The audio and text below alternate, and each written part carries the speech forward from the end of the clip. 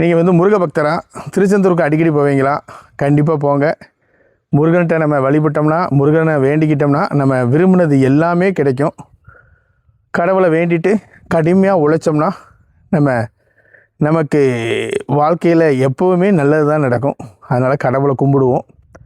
நான் இன்றைக்கி என்ன மெசேஜ்னால், கடவுளை முருகரை கும்பிட்டுட்டு அப்படியே வீட்டுக்கு வந்து சேர்ந்துருங்க. அதாவது திருச்செந்தூர் கடலில் குளிக்காதீங்க. இதுதான் நான் இன்றைக்கி சொல்லக்கூடிய ஒரு மெசேஜ். ஏன்னா திருச்செந்தூர் கடலில் ஜெல்லி ஃபிஷ் நிறைய இருக்குது. இப்போ சமீப காலமாகவே ஜெல்லி ஃபிஷ் நிறைய வந்துக்கிட்டே இருக்குது. அப்படி கரை ஒதுங்குது. நம்ம குளிக்கும்போது இந்த ஜெல்லி ஃபிஷ் வந்து மேலே பட்டாலோ கடித்தாலோ ஒரு இச்சிங், ஒரு ஊறல் வருது. சிலவங்க வந்து அது ஒரு மயக்க நிலைமைக்கு அடையக்கூடிய அளவுக்கு கூட வந்துடுறாங்க. அவங்கள உடனே ஹாஸ்பிட்டலைஸ்டு பண்ணணும். ஃபிஷரி டிபார்ட்மெண்ட்டில் இருந்து மீன்வளத்துறையில் இருந்து ஒரு டைரக்டர் வந்து ஒரு ரிசர்ச் பண்ணி அங்கே வந்து என்ன இதெல்லாம் பார்த்து அதுக்கப்புறம் அங்கே பாதுகாப்பு படைக்கு ஒரு ட்ரைனிங் கொடுத்துருக்காங்க. அதாவது எப்படி இந்த ஜெல்லி ஃபிஷ் வந்தால் அதை அப்புறப்படுத்துறது, அதாவது அப்படியே கரையில் ஒதுங்கிச்சுன்னா அதை அப்படியே எடுத்து நெஞ்சிடணும், அதை அப்புறப்படுத்திடணும். அதுக்காக ட்ரைனிங் கொடுத்துருக்காங்க.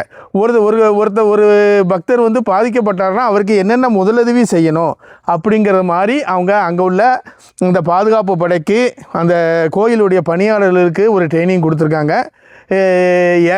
ஒரே நாளில் 150லேருந்து 200 ஜெல்லி ஃபிஷ்ஷை பிடிச்சி என்ன செஞ்சுருக்காங்க, அதை அழிச்சிருக்காங்க.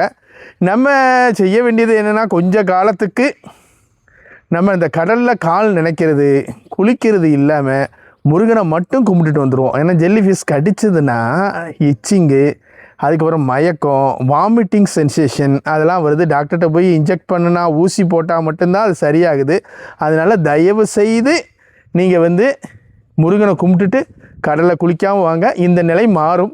இது இயற்கைக்கு மீறி நம்ம எதுவுமே செய்ய முடியாது. இயற்கை இல்லைன்னா கடல்லேருந்து வந்துக்கிட்டே தான் இருக்குது. அதை நம்ம என்ன செய்ய முடியும் நம்மளால்? அதனால் கொஞ்ச காலம் நம்ம அதை வந்து அதிலிருந்து ஒதுங்கி இருந்தோம்னா ரொம்ப நல்லது. நன்றி, வணக்கம்.